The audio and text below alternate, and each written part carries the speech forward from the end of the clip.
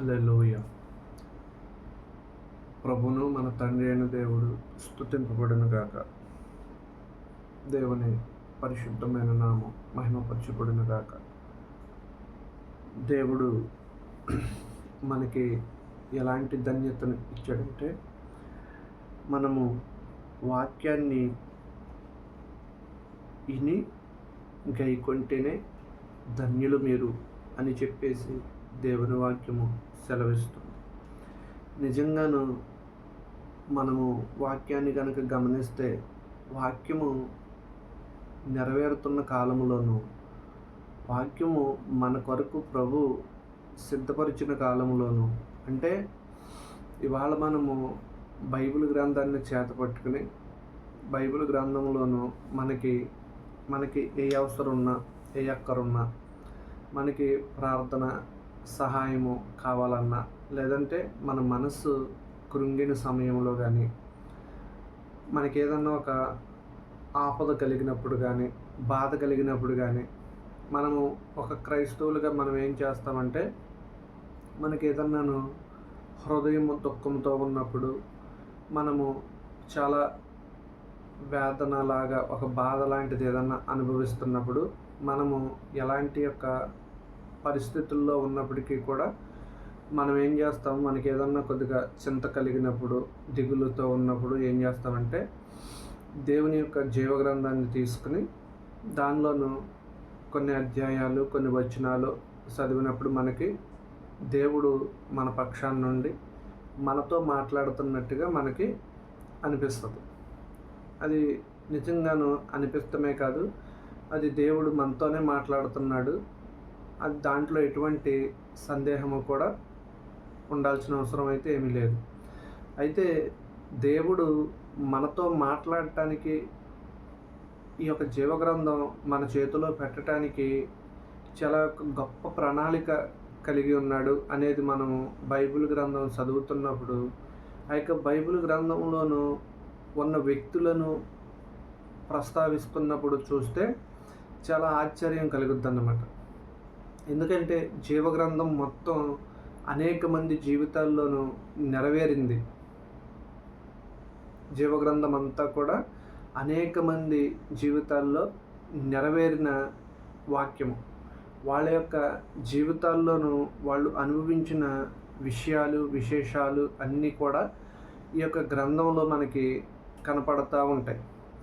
అయితేనే ఈ వాక్యము మనం ఇలా చదువుతున్నప్పుడు కొంతమంది వ్యక్తులు ఆసక్తికరమైన వ్యక్తులుగాను, లేదంటే వాళ్ళ యొక్క మాటలు ఆసక్తితో ఉన్న మాటలుగాను మనకి కనపడుతూ ఉంటాయి.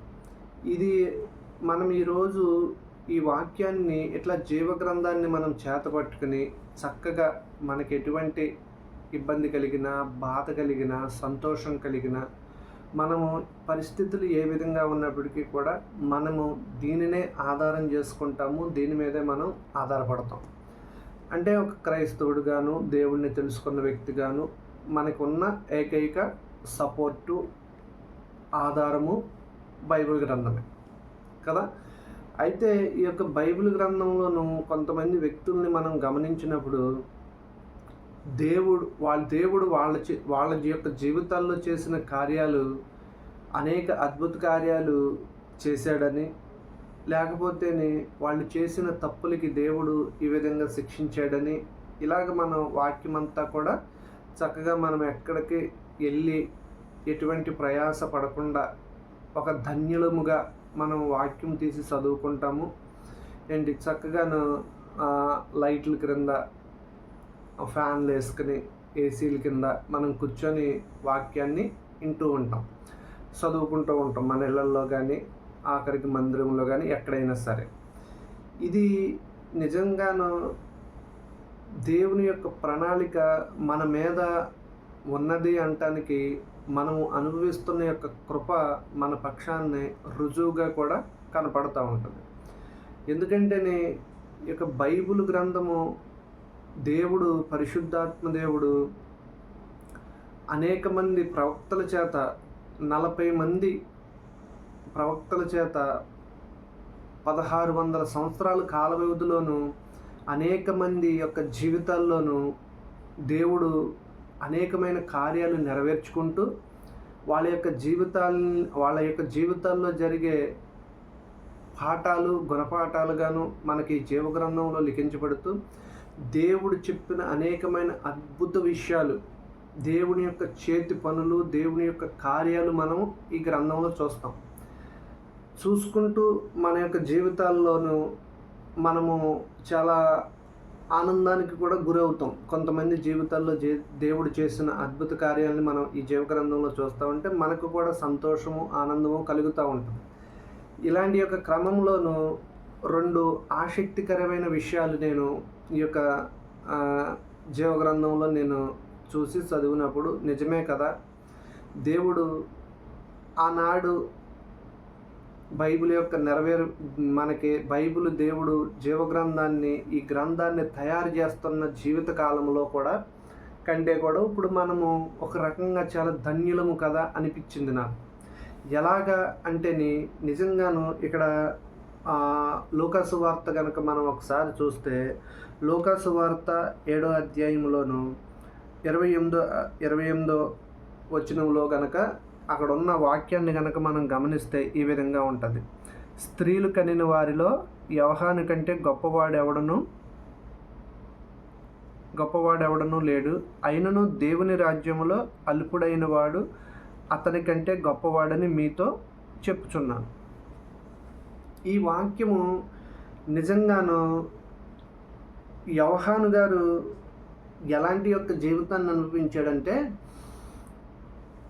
దేవుడు ఒక్క మాటలోనూ అల్పుడైన వాడు, స్త్రీలు కనిన వారిలో యోహాను కంటే గొప్పవాడెవడూ లేడని ప్రభువైన యేసుక్రీస్తు చెబుతూనే, అయినను దేవుని రాజ్యములో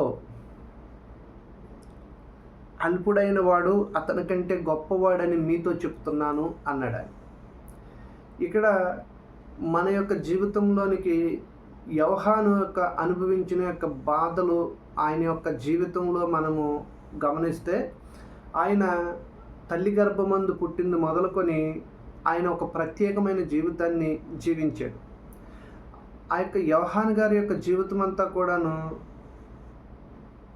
అరణ్యంలోను, కొండలలోను, గృహాలలోనూ జీవించినట్టు మనం చూస్తాం. ఆయన యొక్క జీవన విధానం అంతా కూడా లోకానికి భిన్నంగా కనపడుద్ది మనం చూస్తున్నప్పుడు అంతా కూడా. ఎట్లా అంటేనే ఈయన ఒంటె రోమము గల వస్త్రములు ధరించుకొని మిడతలను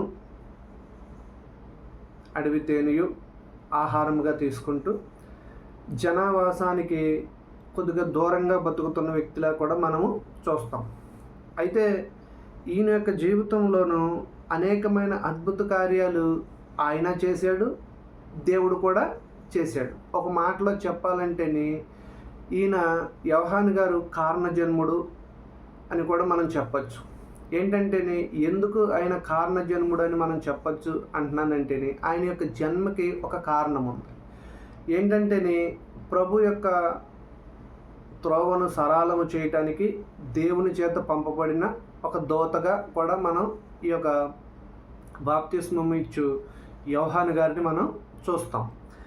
ఇక్కడ ఈయన యొక్క జీవితంలో అనేకమైన ప్రత్యేకతలు ఉన్నాయి, అనేకమైన అద్భుతాలు ఉన్నాయి. ఈయన యొక్క మరణము కూడా ఒక ప్రత్యేకంగానే ఉంటుంది. ఎందుకంటే బాప్తిస్మిచ్చు యోహాను గారు ఒక దుర్మార్గమైన వ్యక్తి చేతిలోనే మరణిస్తాడు.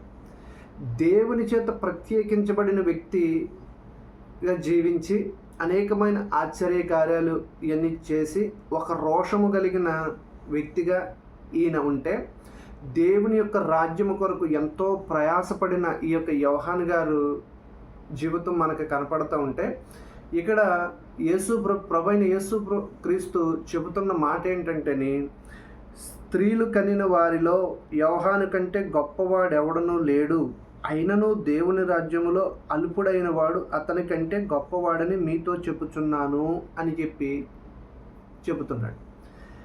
ఇక్కడ యోహాను గారి యొక్క పడినటువంటి బాధలు కానీ, లేకపోతే ఆయన యొక్క జీవితంలో ఎటువంటి సందర్భాలు ఎదుర్కొన్నాడనేది మనం వాక్యము చూస్తూ ఉంటే మనకు తెలుస్తుంది. అటువంటి యొక్క సందర్భాల్లో ఏది కూడా మన జీవితాల్లో మనం అనుభవించలేదు. కానీ దేవుని రాజ్యములో అల్పుడుగా ఉండాలి అనే ఒక్క మాటను బట్టుకుని ప్రభువైన యేసుక్రీస్తు అతని కంటే గొప్పవాడని మన కొరకు చెబుతున్నాడు కదా. దేవుని యొక్క రాజ్యములో అల్పుడైన వాడు గొప్పవాడు అని చెప్పేసి, నిజంగాను దేవుడు మనకి ఎంతటి ధన్యతనిచ్చాడంటేని, మహాదేవుడు చాలా గొప్ప ధన్యతను మనకి ఇచ్చాడు. తన యొక్క మార్గము ప్రకటించడానికి వచ్చిన ప్రభు యొక్క రాజ్యాన్ని అనేక మందికి ప్రకటిస్తూ, బాప్తిస్మమిస్తూ, ఎడారిలో జీవిస్తూ, ఆయన అరణ్యంలో జీవిస్తూ, అనేకమైన అద్భుత కార్యాలు చేస్తూ, అనేక మందిని దేవుని యొక్క రాజ్యంలో చేర్చడానికి, దేవుని యొక్క ప్రభు యొక్క హితవస్త్రము ప్రకటించడానికి, అద్భుత కార్యాలు చేయటానికి ఈయన నిలబడిన వ్యక్తిగా ఉంటే, దేవుడు మనకిచ్చిన అవకాశం ఏంటంటే, మీరు దేవుని యొక్క రాజ్యములో అల్పుడైన వాడుగా ఉంటే మీరు గొప్పవారే అని చెప్పేసి అంటున్నాడు కదా. అంటే ఇక్కడ ఈ మాటకి దేవుని రాజ్యములో అల్పుడైన వాడు గొప్పవాడే అంటున్నాడు కదా. కాకపోతే మనం ఏం చేస్తామంటే, ఏమీ చేయకుండానే మనము యొక్క ఘనతను పొందుకోవాలని చూస్తాం కదా. దేవుని సన్నిధిలో కానీ, లేకపోతే దేవునికి కానీ మనం ఎటువంటి కార్యాలు కానీ, లేదంటే ఎటువంటి మన ద్వారా ఎటువంటి ఇబ్బంది కూడా మనము అనుభవించకుండానే మనము దేవుడి దగ్గర మెప్పు పొందాలని చూస్తాం. కానీ ఇక్కడ దేవుడు ఏం చేశాడంటే, దేవుని యొక్క రాజ్యము ప్రకటించటానికి వచ్చి దేవుని కొరకు అనేకమైన ప్రయాసలు పడి, అనేకమైన ఇబ్బందులు ఎదుర్కొని, దేవుని యొక్క నామాన్ని ప్రకటిస్తున్న తన దాసుడైన యోహాను కంటే గొప్పవాడు ఎవరు భూమి మీద లేరని చెబుతూనే, మనలాంటి వాళ్ళకి దేవుడు ఒక అవకాశం కూడా కల్పించినట్టుగా మనం చూస్తాం. దేవుని రాజ్యంలో అల్పుడై ఉంటే చాలు అంటే, మనల్ని మనం తగ్గించుకొని దేవుని యొక్క నామాన్ని మనం ఒప్పుకొని, దేవుని ముందు మన యొక్క తగ్గింపు స్వభావం కలిగి మనం ఉంటే, దేవుడు మనకిస్తున్న గొప్ప ధన్యత ఏంటంటే, నువ్వు యోహాను కంటే గొప్పవాడుగా ఉంటావని చెప్పేసి చెప్తున్నాడు. ఈ వాక్యము ప్రతి మనిషి కూడా తన యొక్క జీవితంలో ఆపాదించుకుని చూసుకుంటే నిజమే కదా. దేవుడి కొరకు మనం పడుతున్న ప్రయాస ఏంటి, దేవుడికి మనం ఎటువంటి ప్రయాస కలిగిన వ్యక్తులుగా మనం ఉన్నాము అని కనుక ఆలోచన చేస్తే, మనం పెద్దగా ప్రయాస ఏమి పడట్లా. మన జీవితాల్లో మన పనులు, రోజువారీ పనులన్నీ చక్కబెట్టుకుని, మిగిలిన సమయంలోనూ లేదంటే మనకి ఉన్న సమయం అంతా ఒక రోజుకొచ్చి 24 గంటల సమయం మనకుంటే, గంటకొచ్చి 1 నిమిషం కాడికైనా సరే లెక్కేసుకుని 24 నిమిషాలు కూడా మనం దేవునికి ఇవ్వటానికి వెనకాడుతూనే ఉంటాం. ఇంత చిన్న సమయాన్ని దేవుడికి ఇస్తున్న మనల్ని దేవుడు ఏమంటున్నాడు తెలుసా, మిమ్మల్ని మీరు తగ్గించుకుంటే, నోటితో ఒప్పుకుంటే చాలు, యేసు ప్రభు రక్షకుడని, నా కొరకే ప్రాణం పెట్టాడని, నన్ను మాత్రం రక్షించడానికి ఆయన ఈ లోకానికి వచ్చాడని ఒప్పుకుంటేనే చాలు, నువ్వు రక్షించబడతావు అని చెప్పటమే కాకుండా, నీవు ఒక తగ్గింపు స్వభావం కలిగి ఉంటే చాలు, నువ్వు యోహాను కంటే గొప్పవాడు అని చెప్పేసి మన కొరకు ఆయన ఒక గొప్ప, ఆయన ఎటువంటి మనుషుల పట్ల, మన యొక్క జీవితాల పట్ల దేవుడు ఎటువంటి ప్రణాళిక కలిగి ఉన్నాడనేది, మనల్ని ఎంతగా ప్రేమిస్తున్నాడనేది కూడా మనకి ఈ వాక్యం చూసినప్పుడు అర్థమవుద్ది. అలాగే ఇంకొక చోట లోకా సువార్తలోని ఇంకొక చోట చూస్తే ఇంకొక మాట కూడా మనకు కనపడుతుంది. 11:27 వచనంలో చూస్తే, యేసు ప్రభు వారు ఒక చోట ఆయన తన యొక్క మాటలు చెబుతూ ఉండగా, ఆయన ఈ మాటలు చెప్పుచుండగా ఆ సమూహములోనున్న యొక్క స్త్రీ ఆయనను చూసి, నిన్ను మోసిన గర్భమును నీవు కుడిచిన స్తనములను ధన్యములై ఉన్నవని కేకలు వేసి చెప్పగా ఆయన అవును గాని దేవుని వాక్యము విని దానిని గైకొని వారు మరీ ధన్యులని చెప్పెను కదా. అక్కడేమో యోహాను గారి కంటే కూడా అల్పుడైన వాడు ధన్యుడని చెప్పేసి చెప్తున్నారు. కానీ ఇక్కడికి వచ్చేసరికి సాక్షాత్తు ప్రభువుని గర్భమందు పరిశుద్ధాత్మ చేత గర్భమందు ధరించి ఆ యొక్క గర్భాన్ని మోసి తనని ఈ లోకములోనికి ఒక శిశువుగా తీసుకొస్తానికి కారకురాలైన మరియమ్మ కంటే కూడా మనల్ని ధన్యులుగా దేవుడు ప్రకటిస్తున్నాడు. అంటే మన పట్ల ఆయనకున్న యొక్క ధన్యత, మన పట్ల ఆయనకున్న యొక్క కృప ఎటువంటిది అనేది మనం ఇక్కడ అర్థం చేసుకోవాలి కదా. దేవుడు మన జీవితాల్లోనూ ఇంకా మనం ఏదో చెయ్యలేదు, ఇంకా ఏదో దేవుడు చెయ్యాలి మనకి అని ఎప్పుడూ కూడాను మన స్వార్థం కోసం, మన యొక్క ఆలోచనల కోసం, మన యొక్క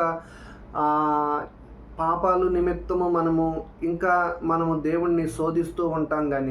కానీ దేవుడు మనకిచ్చిన యొక్క ధన్యతను కనుక మనం గుర్తు చేసుకుంటే చూడండి ఈ మాట ఎంత అద్భుతంగా ఉందో. ఆయన ఈ మాటలు చెప్పుచుండగా ఆ సమూహములోనున్న యొక్క స్త్రీ ఆయనను చూసి నిన్ను మోసిన గర్భమును నీవు కుడిచిన స్తనములను ధన్యములై ఉన్నవని కేకలు వేసి చెప్పగా ఆయన అంటున్నాడు అవును గాని దేవుని వాక్యము విని దానిని గైకొని వారు మరీ ధన్యులని చెప్పాను కదా. ఎంత ప్రయాసపడిందండి ఆ మరియమ్మ గారు. ప్రభు దూత ఆమె యొద్దకు వచ్చి దయాప్రాప్తురాలా అని పిలిచినప్పుడు ఆమె నీకొక సువర్తమానము నేను తెచ్చానని చెప్పినప్పుడు ఏమిటో ఈ యొక్క వర్తమానం అని చెప్పి ఆమె కనిపెడుతున్నప్పుడు ఏ స్త్రీ కూడా ఒప్పుకోనటువంటి యొక్క సాహసానికి ఆమె ప్రభు నన్ను దర్శించాడు, నా నుంచి ప్రభు ఈ లోకానికి రావటానికి ఇష్టపడుతున్నాడని, నిజంగా నేను ధన్యురాలినని చెప్పేసి ఆమె ఆనందించి సంతోషించి ఎంతో బాధపడి ఆనందంతో పాటు ఆమె ఎన్నో శ్రమలు కూడా అనుభవించుంటుంది కదా. మనము ఈ లోకంలో కనుక గమనిస్తే మన యొక్క సంతోషానికి, మన యొక్క శరీర ఇచ్చలను తీర్చుకోవటానికి పెళ్ళి కాకముందే గర్భము ధరించిన స్త్రీలు మనం చూస్తాం ఈ లోకంలో. అయితే వాళ్ళని మనం గమనించినప్పుడు వాళ్ళ యొక్క శరీర ఇచ్చలకి వాళ్ళు లోబడిపోయి పరపురుషులతోనూ అక్రమ సంబంధాలు పెట్టుకుని వాళ్ళు తిరుగుతూ ఉంటే, ఇక్కడ ఇలాంటి యొక్క లోకంలోనూ దేవుని చేత ఏర్పరచబడిన స్త్రీగాను, ఒక కన్యకరాలుగాను, యవనరాలుగాను ఈమె ప్రభు తల్లి అయిన మరియ గారు ఉన్నప్పుడు ఒక దేవుని యొక్క దూత ఆమె యొద్దకు వచ్చి నీవు దయాప్రాప్తురాలుగు, దేవుని యొక్క దయను పొందేవు అని చెప్పినప్పుడు ఆమె చాలా ఆనందించి సంతోషించి ఇది ఏమో అని ఎదురు చూస్తున్నప్పుడు నీవు పరిశుద్ధాత్మ ద్వారా గర్భము ధరిస్తావు, నీ యొక్క గర్భాన్ని పుట్టినవాడు ఈ యొక్క లోకాన్ని ఏలబోతున్నాడని చెప్పినప్పుడు ఏ స్త్రీ అయినా సరే ఆ యొక్క సాహసానికి ఒప్పుకుంటుందా? కానీ దేవుని పట్ల కమిట్మెంటు, దేవుడితోనూ మనకున్న ఆ యొక్క అనుబంధం ఎలాగైతే దేవుడి పట్ల మన యొక్క ఉద్దేశము, మన హృదయంలో ఉద్దేశం కలిగి ఉంటామో దానిని మన క్రియల్లో చూపించగలుగుతాం. దేవుడి పట్ల మనకున్న ప్రేమ, దేవుడి పట్ల మనకున్న యొక్క కమిట్మెంటు మన హృదయంలో దేవుడికి మనం ఇచ్చే స్థానాన్ని బట్టి మన క్రియలు బయలుపరచబడతాయి అనటానికి ఇది గొప్ప సాదృశ్యంగా ఇక్కడ కనపడుతుంది. ఆవిడ దేవుని పట్ల ఎటువంటి హృదయం కలిగి ఉన్నది అనేది ఇక్కడ మనం గమనిస్తే చాలా అద్భుతమైన మాటగా అనిపిస్తుంది కదా. అయితే ఇలాగ జరుగుతున్న క్రమంలోనూ ఆ చుట్టుపక్కల ఉన్న వాళ్ళు అప్పటికి ఆ యొక్క మరియమ్మ గారు, యోసేపు గారు, వాళ్ళ యొక్క చుట్టుపక్కల ఉన్న ఆ మనుషులు, వాళ్ళ యొక్క కుటుంబాల పట్ల అనేక మంది ఇంకా ఉంటారు కదా ఊళ్ళో. అలాంటి వాళ్ళు అందరూ ఒకవేళ ఎలాగని చెప్పి చెవులు కొరుక్కుని ఉంటారు. ఏంటి ఈవిడి గర్భం ధరించిందా, గర్భం ధరించి అది కూడా దేవుని వల్లే కలిగిందని చెప్పిందా అని అనేక మంది నమ్మటానికి నమ్మశక్యంగా ఉందా అని అనేక మంది అనేకమైన నిందలేసి ఉంటారు. అవమానాలు ఎదురై ఉంటాయి ఆవిడికి. ఆవిడి గర్భమందు పుట్టబోబోడు పరిశుద్ధాత్ముడే, దేవుని కుమారుడే అయినప్పటికీ కూడా లోకములో ఉన్న ఆవిడ ఎంతో వేదన బాధ అనుభవించుంటుంది. కానీ అంత వేదన అనుభవించి అన్ని బాధలు అనుభవించిన ఆవిడ్ని కూడా ప్రభువైన యేసుక్రీస్తు మన కొరకు మనల్ని తన రాజ్యంలో చేర్చుకోవడానికి ఏమంటున్నాడు ఇక్కడ గమనిస్తే, చాలా ఈ మాట చూసినప్పుడు నాకు చాలా ఆశ్చర్యం కలిగిందన్నమాట. ఏంటి, అక్కడున్న ఒక స్త్రీ అంటుంది, అయ్యా నిన్ను కన్న గర్భము గొప్పది, నీవు కుడిచిన స్థానాలు చాలా ధన్యములు అని చెప్పేసి అన్నప్పుడు ఇక్కడ ప్రభువైన యేసుక్రీస్తు అంటున్నాడు, అవును కానీ అంటున్నాడు ఆయన. ఏంటి, ఆయన ఈ మాటలు చెప్పుచుండగా ఆ సమూహంలోనున్న ఒక స్త్రీ ఆయనను చూసి, నిన్ను మోసిన గర్భమును నీవు కుడిచిన స్థనములను ధన్యములు అయ్యున్నవని చెప్పిను. కేకలు వేచి చెప్పగా ఆయన అవును కానీ దేవుని వాక్యము విని దానిని గైకొని వారు మరీ ధన్యులని చెప్పాను కదా. ఇక్కడ యొక్క వాక్యం అనేది అనేక మంది యొక్క జీవితాలని దేవుడు మన కొరకు వాడుకొని 2000 సంవత్సరాల క్రితము కంటే ఎక్కువ, ఇక ఆ ముందు కూడా పాత నిబంధన కాలంలో కూడా మనం గమనిస్తే వాక్యం అంతా కూడా అనేక మంది జీవితాల్లో దేవుడు ఆశ్చర్యకార్యాలను చేసుకుంటూ వచ్చాడు. అనేక మంది యొక్క జీవితాలని మనల్ని తన రాజ్యంలోనికి చేర్చుకోవడానికి, మనకు కూడా ఆ యొక్క కృపను పంచడానికి అనేక మంది జీవితాలని మనం గమనిస్తే కేవలము వాక్యము మన చేతిలో ఉన్నది కాబట్టి ఇది ఎలాగ మన చేతిలోనికి వచ్చింది, ఎంత ప్రయాసపడితే ఈ వాక్యము ఈరోజు మనం ఇలా కూర్చుని మనం వింటున్నాము, ఈరోజు మనం మాట్లాడుకుంటున్నాము, మనం ఎంత ధన్యులము అనేది కనుక ఎప్పుడన్నా ఆలోచన చేశారా?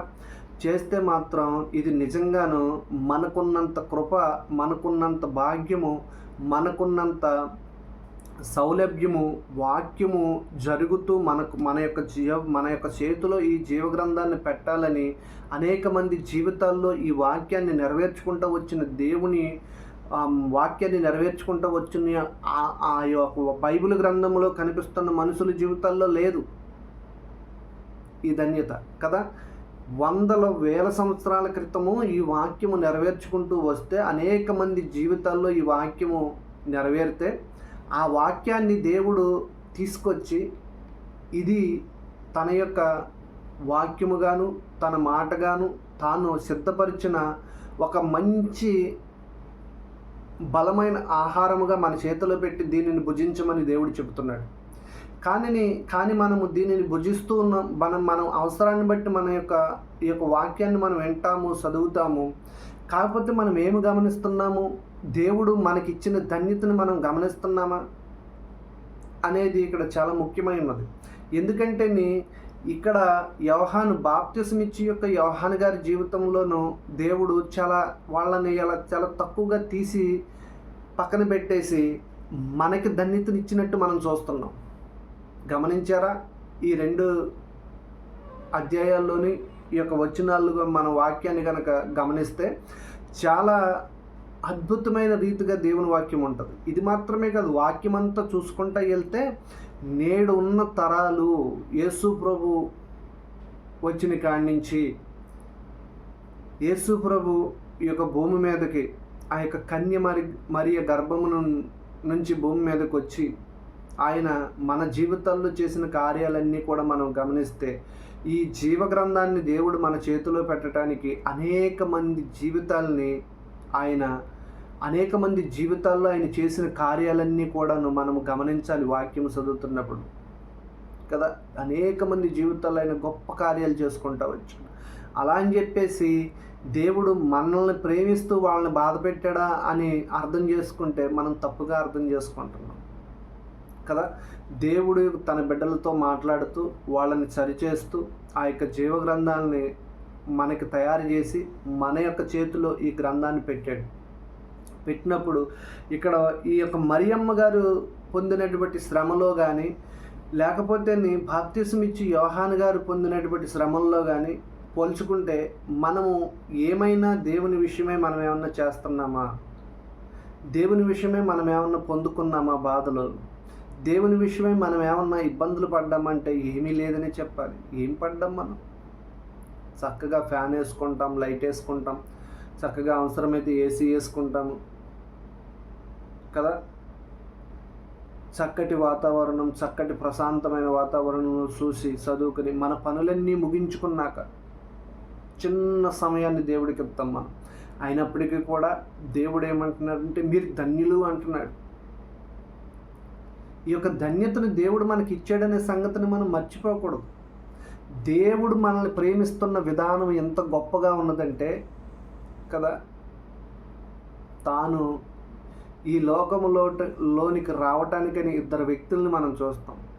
తన యొక్క మార్గాన్ని ప్రకటించినటువంటి యేసు ప్రభు యొక్క మార్గాన్ని ప్రకటించడానికి ముందుగా ఒక కారణ జన్ముడుగా జన్మించినటువంటి ఆ యొక్క బాప్తిసం ఇచ్చి యొక్క యోహాను గారిని, తర్వాత తన యొక్క కన్యత్వాన్ని కూడా త్యాగం చేసి అనేక నిందలు అవమానాలు పొందుకొని తనని గర్భము ధరించి ప్రభువుని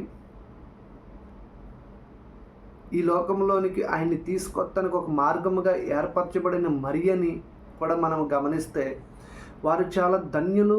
అనేకమైన అద్భుతాలు మనం చూడటానికి వాళ్ళు కారకులయ్యారు. అంతటి ధన్యులైన వారితోనూ దేవుడు మనల్ని పోల్స్తూ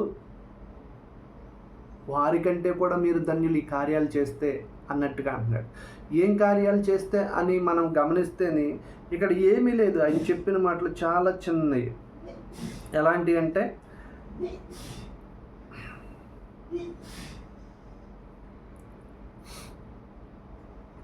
ఆయన అవును కానీ దేవుని వాక్యము విని దానిని గైకొనేవారు మరీ ధన్యులు అంటున్నారు కదా. దేవుడు మనకిచ్చిన వాక్యాన్ని విని గైకొని అంగీకరిస్తేనే మనం ధన్యులమంట. ఏంటి ఇలాగా దేవుడు చెబుతున్న మాటలు, దేవుని యొక్క వాక్యము మనము గమనించినప్పుడు అనేకమైన అద్భుతాలు, అనేకమైన ఆశ్చర్యాలు మన కొరకే ఈ జీవగ్రంథం అంతా కూడా సిద్ధపరిచాడు అన్నట్టు మనకి ఈ యొక్క జీవగ్రంథం అంతా కూడా మనకి తెలియజేస్తుంది కదా. యోహాను గారి జీవితంలో కూడా మనం మనం వాళ్ళతో పోల్చుకోవడానికి మనం అర్హులమా, మనకు అర్హత ఉందా అనేది కూడా మనం గమనించాలి. కానీ అయినప్పటికీ కూడా దేవుడు మనకి ధన్యతనిచ్చాడు, దేవుడు మనకి కృప చూపుతున్నాడు అనే సత్యాన్ని మనము మర్చిపోకూడదు. ఎంత గొప్ప దేవుడు మనకి ఎలాంటి ధన్యతను అనుగ్రహించాడు.